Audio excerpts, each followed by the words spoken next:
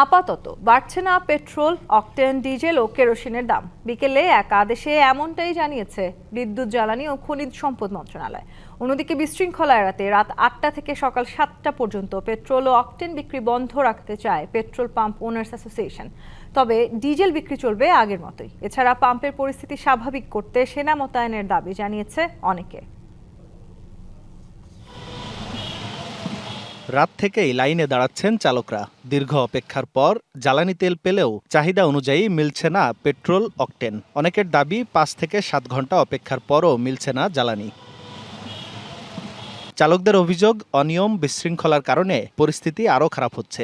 সরবরাহ কম থাকায় পাম্পগুলোও মেটাতে পারছে না চাহিদা, ফলে বাড়ছে ভোগান্তি। পাম্পে আসলে দেখি লম্বা সিরিয়াল, আমাদের প্রায় তেল নিতে একদিনে অর্ধেক চলে যায়, মাঝে মাঝে দিন পুরাটাও চলে যায়। সময়টা অপচয় হইতেছে, সময়মতো জায়গা মতো গন্তব্যস্থলে পৌঁছতে পারতেছি না। অনেকের অভিযোগ, সিন্ডিকেটের কারণে দীর্ঘায়িত হচ্ছে তেলের সংকট।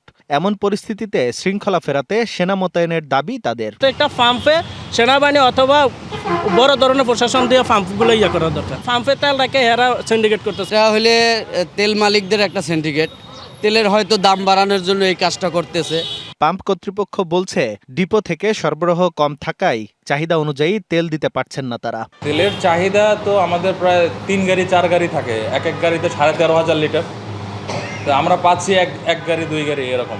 এদিকে বিশৃঙ্খলা এড়াতে রাতে পেট্রোল ও অকটেন বিক্রি বন্ধ রাখতে চায় পেট্রোল পাম্প ওনার্স অ্যাসোসিয়েশন। তবে ডিজেল বিক্রি চলবে নিরবিচ্ছিন্নভাবে। অতিরিক্ত চাহিদার কারণে পরিস্থিতি বেসামাল হয়ে উঠেছে। 200-র বেশি সার্ভিস ও ফিচারে লেনদেনের সব বিকাশ অ্যাপে সম্ভব। ফলে সাধারণ ভোক্তারা যেখানে বিশৃঙ্খলা সৃষ্টি করছে, তেলের দাবিতে পেট্রোল পাম্পে হামলা পর্যন্ত হয়েছে।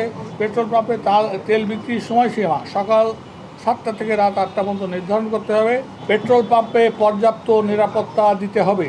Can you take this responsibility যে দুর্ঘটনা, আগুন জ্বালাই দেয় কোনো পাম্পের কর্মচারীকে? কেন রাতেই তো সব দুর্ঘটনা ঘটে।